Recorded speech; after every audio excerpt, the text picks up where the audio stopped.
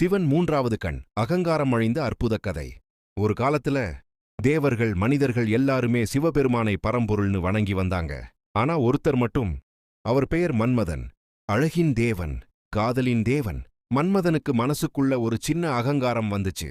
நான் இல்லாம காதல் இல்ல, காதல் இல்லாம உலகமே இல்ல, அப்படின்னா நானும் சிவனை மாதிரி சக்தி உள்ளவன்தான் அப்படின்னு நினைச்சான். சிவனின் தியானம். அந்த நேரத்துல சிவபெருமான் ஆழ்ந்த தியானத்துல இருந்தாரு. உலகத்துக்கே நன்மை நடக்கணும்னு அவர் கண்மூடி தவம் பண்ணிக்கிட்டு இருந்தாரு.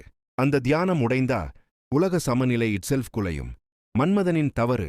ஆனா மன்மதன் என்ன பண்ணினான் தெரியுமா? சிவன் மேல காதல் அம்பு எய்தான். என்னோட சக்தி சிவனையும் பாதிக்குமா னு சோதிக்க நினைச்சான். அந்த ஒரு அம்பு சிவனின் தியானத்தை குலைத்தது. சிவனின் மூன்றாவது கண். அந்த நொடி சிவன் கண் திறந்தார். நெற்றியிலிருந்த மூன்றாவது கண் திறந்தது. அந்த கண் என்பது கோபம் இல்ல, பழிவாங்கல் இல்ல, அகங்காரம் அழிக்கும் ஞானம். மன்மதன் சாம்பல். ஒரே பார்வை மன்மதன் சாம்பலாகி போனான். அந்த நிமிஷம் தேவர்கள் எல்லாம் பயந்தாங்க.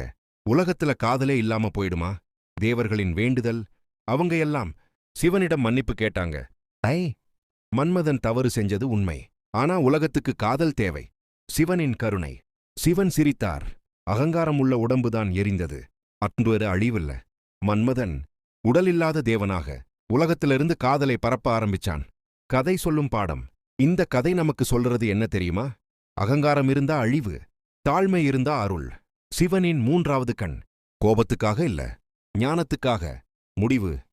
இன்னும் நம்ம அகங்காரம் அதிகமானா சிவன் மூன்றாவது கண் அதை சாம்பலாக்கி நம்ம வாழ்க்கைய சரியான பாதைக்கு கொண்டு வருது.